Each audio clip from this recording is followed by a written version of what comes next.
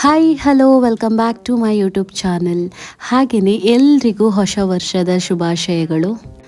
ನಮ್ಮ ಈ ವರ್ಷ ದೇವಿ ಚೌಡೇಶ್ವರಿ ದೇವರ ಒಂದು ಆಶೀರ್ವಾದದಿಂದ ಸ್ಟಾರ್ಟ್ ಆಯಿತು.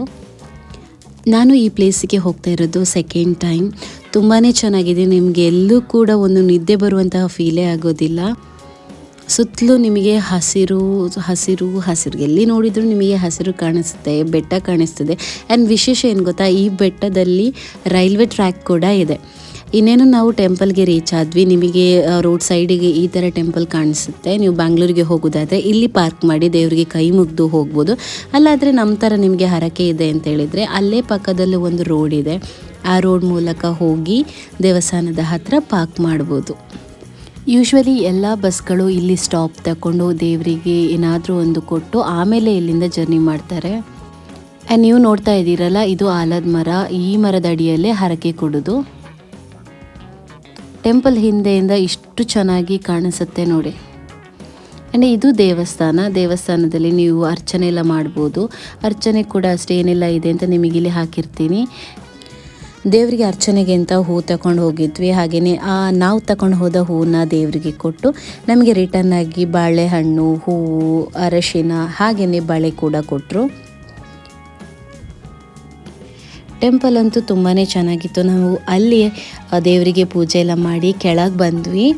ಆ್ಯಂಡ್ ಇಲ್ಲಿ ನೋಡ್ತಾ ಇದ್ದೀರಲ್ಲ, ಇವನು ನಮ್ಮ ಜೊತೆ ಎಂಟೈರ್ ಡೇ ಇದ್ದ ಅಲ್ಲಿ. ಅಂದರೆ ನಾವು ಎಷ್ಟೊತ್ತಲ್ಲಿದ್ವಿ ಅಲ್ಲಿ ತನಕ ನಮ್ಮ ಹಿಂದೆನೇ ಬರ್ತಾ ಇದ್ದ. ತುಂಬಾ ಫ್ರೆಂಡ್ಲಿ ಆಗಿತ್ತು. ಅಂದರೆ ಬಂದು ಹೋಗೋರನ್ನೆಲ್ಲ ನೋಡಿ ಅಭ್ಯಾಸ ಆಗಿ ನಮ್ಮ ಜೊತೆ ಕೂಡ ಅದು ಫ್ರೆಂಡ್ಲಿ ಆಗಿತ್ತು. ನೀವು ಕೆಳಗಿಂದ ಈ ದೇವಸ್ಥಾನ ಈ ಥರ ಕಾಣಿಸ್ತದೆ. ಇಲ್ಲಿದು ಸ್ಪೆಷಲ್ ಏನು ಅಂತ ಹೇಳಿದರೆ, ನಾವು ಕೊಡುವಂತಹ ಹರಕೆನ ನಾವು ತಗೊಂಡು ಬಂದರೆ ನಾವೇ ಮಾಡಬೇಕು. ಇಲ್ಲಿ ಬೇರೆ ದೇವಸ್ಥಾನದಲ್ಲಿ ಅದಕ್ಕೆ ಮಾಡೋರು ಇರ್ತಾರೆ, ಬಟ್ ಇಲ್ಲಿ ನಮ್ಮ ಹರಕೆನ ನಾವೇ ಮಾಡೋದು. ನಾವಿಲ್ಲಿ ಕೋಳಿ ತಂದಿದ್ವಿ. ಆ್ಯಂಡ್ ಹಾಗೆಯೇ ಹಂದಿ ಕೂಡ ಹರಕೆ ಕೊಡ್ತಾರೆ ಇಲ್ಲಿ. ಆ್ಯಂಡ್ ಇಲ್ಲಿದು ಸ್ಪೆಷಾಲಿಟಿ ಏನು ಅಂತ ಹೇಳಿದರೆ, ಇಲ್ಲಿರುವಂತಹ ಕಲ್ಲುಗಳು ಒಂದೊಂದು ಶೇಪಲ್ಲಿತ್ತು. ಆ್ಯಂಡ್ ಈ ಸಲ ಹೋದಾಗ ನನಗೆ ತುಂಬಾ ಆಶ್ಚರ್ಯ ಆಗಿದ್ದು ಏನು ಅಂತ ಹೇಳಿದರೆ, ಇಲ್ಲಿ ಕಲ್ಲಲ್ಲಿ ಕೆತ್ತನೆ ಕೂಡ ಇತ್ತು. ನೀವು ನೋಡ್ಬೋದು ನೋಡಿ, ಈ ಥರದ ಕೆತ್ತನೆ ಕೂಡ ಒಂದೊಂದು ಕಲ್ಲಲ್ಲಿ ಇತ್ತು. ಮೇ ಬಿ ಅದಕ್ಕೆ ಏನಾದರೂ ರೀಸನ್ ಇರ್ಬೋದು, ಅಥವಾ ಅಲ್ಲಿ ಯಾರಾದರೂ ತಂದು ಹಾಕಿ ಹೋಗಿದ್ದಾರೆ, ಏನೋ ಗೊತ್ತಿಲ್ಲ. ನಿಮ್ಗೆ ಏನಾದರೂ ಗೊತ್ತಿದ್ದರೆ ಪ್ಲೀಸ್ ಡೂ ಕಮೆಂಟ್. ಆ್ಯಂಡ್ ಇಲ್ಲಿದು ವಿಶೇಷ ಏನು ಅಂತ ಹೇಳಿದರೆ, ಇಲ್ಲಿರುವಂತಹ ಕಲ್ಲುಗಳನ್ನು ತಗೊಂಡು ಹೋಗಿ ದೈವ ಅಥವಾ ಪೂಜೆ ಮಾಡ್ತಾರಂತೆ. ಸೊ ಅದು ಇಲ್ಲಿದು ವಿಶೇಷತೆ. ಹಾಗಾಗಿ ಇಲ್ಲಿಂದ ಯಾರು ಕೂಡ ಕಲ್ಲು ತಗೊಂಡು ಹೋಗೋದಿಲ್ಲ, ಬಿಕಾಸ್ ತಗೊಂಡು ಹೋದರೆ ಅದನ್ನ ಪೂಜೆ ಮಾಡಬೇಕು ಅಂತ. ಆ್ಯಂಡ್ ನಾವಿಲ್ಲಿಗೆ ರೀಚ್ ಆದಾಗ 11:30 ಏನಾದರೂ ಆಗಿರ್ಬೋದು, ಅಥವಾ ಈ ಟೈಮಿಗೆ 11:30. ಬಟ್ ಸ್ಟಿಲ್ ಎಷ್ಟು ಕೋಲ್ಡ್ ಆಗಿತ್ತು ಅಂತ ಹೇಳಿದರೆ, ನೀರು ಫ್ರೀಝರಲ್ಲಿ ತೆಗೆದಿಟ್ಟಂತಹ ನೀರು ಥರ ಇತ್ತು. ಹಂಗಂತೂ ಸಿಕ್ಕಾಪಟ್ಟೆ ಇಷ್ಟ ಆಯಿತು. ನೇಚರ್ ಅಂದರೆ ಹೀಗೇನೆ ಅಲ್ವಾ, ನಾವು ಒಂದು ಕೊಟ್ಟರೆ ನಮಗೆ 100 ರಿಟರ್ನ್ ಆಗಿ ಕೊಡ್ತದಂತೆ. ಸೊ ಫ್ಯೂಚರಿಗೆ ಈ ಥರದ್ದೆಲ್ಲ ನೋಡಲಿಕ್ಕೆ ಸಿಗುತ್ತಾ ಅಂತ ಗೊತ್ತಿಲ್ಲ, but we are really great. ನಮಗೆ ಈ ಥರದ್ದೊಂದು ಎಕ್ಸ್ಪೀರಿಯನ್ಸ್ ಆಗೋಕ್ಕೆ ಸಿಗುತ್ತೆ.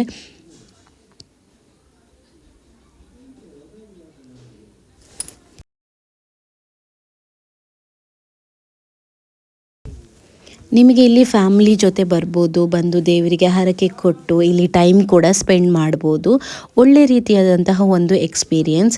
ಹಾಗೆಯೇ ನಮಗೆ ಟ್ರಸ್ಟ್ ಮೀ, ಈ ಪ್ಲೇಸ್ನ ಬಿಟ್ಟು ಹೋಗೋದಕ್ಕೇ ಮನಸ್ಸಿರಲಿಲ್ಲ. ಬಿಕಾಸ್ ಅಲ್ಲಿರುವಂತಹ ಒಂದು ನೀರಾಗಿರ್ಬೋದು, ಆ ತಂಪಾಗಿರ್ಬೋದು, ನೇಚರ್ ಆಗಿರ್ಬೋದು, ಆ್ಯಂಡ್ ಬೆಟ್ಟದ ತುದಿಯಲ್ಲಿ ಟ್ರೈನ್ ಹೋಗುವಂತಹ ಒಂದು ಸೌಂಡ್ ಆಗಿರ್ಬೋದು, ಎಲ್ಲನೂ ಡಿಫ್ರೆಂಟ್ ಫೀಲ್.